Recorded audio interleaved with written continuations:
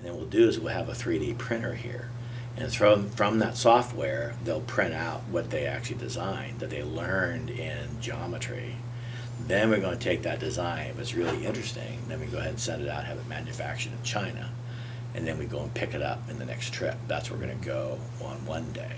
We go and pick up, somebody's building a little wristband, like Live Strong wristband type of thing, except it's going to be made out of triangles and shapes and squares and pentagons. And then they made it here on the computer in Blender. What is Blender? What's a Blender? What's the name of Blender?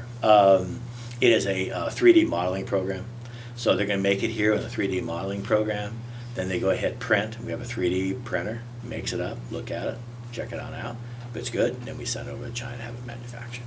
So we'll pick it up. So that is the integration where a kid understands, say, oh, okay, geometry helps me do something interesting and compelling. And then I can see it in my hands. I just had it manufactured. Now I have 1,000 for 10 cents each. That's something that's unique and that's different.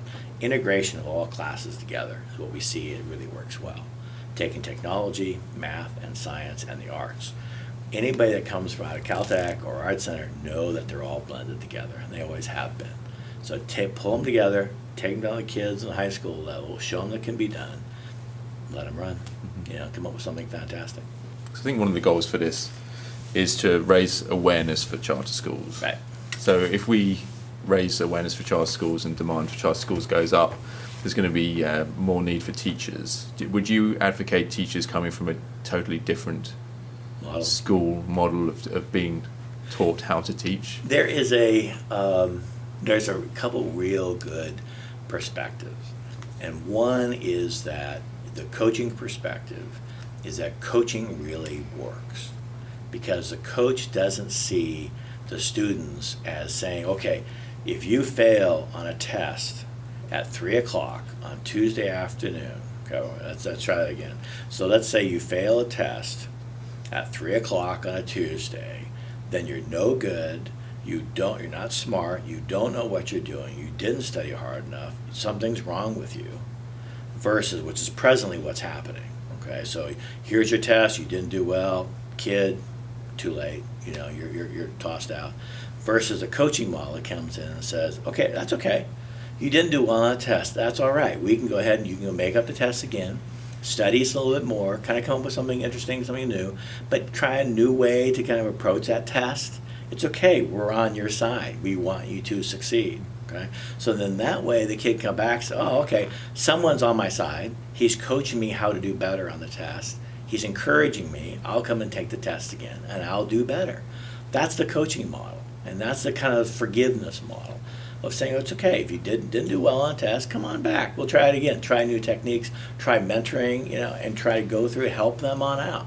And so that's one of the models we like, is that, and a lot of times the coaches at schools are still the same teachers in the classroom. It's just that the system doesn't work.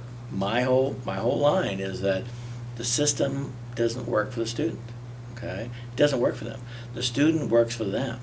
So my idea is that our view is that the system works for the student here. Okay, so we encourage you to help them to achieve their goals. Okay, other schools, the students work for the system. They have to be ground through the system. They don't care how the kids learn. They don't care if the kids respond. They don't care if the kids fail in a class or two or a test or two. We do. And so we work for them. That's our perspective. Because if they don't do well, come on back. Let's go talk about it, try it again. That's why the automation of the systems I have. Everything's automated. It's really great. They can take off for a week. I don't care. You're sick for a week, come on back. My video lectures are still there. I'm still there. The tests are still there. Go for it. I encourage them to take time off. It's okay because it's all there. And time, we have some charts, we have some data that show that they can get an A over a certain period of time. Have you seen the bell curve, standard bell curve, where a certain amount of kids get an A, small amount get an A, large amount get a B, vast majority get a C, and then D, and then F. Okay, so all the D's and F kids are just somehow flawed. There's a problem with them. We don't see that. We have another chart now that says you can get an A and B, just how long it takes you to get that A and B. And we've noticed that 90% of our kids will get that A or B.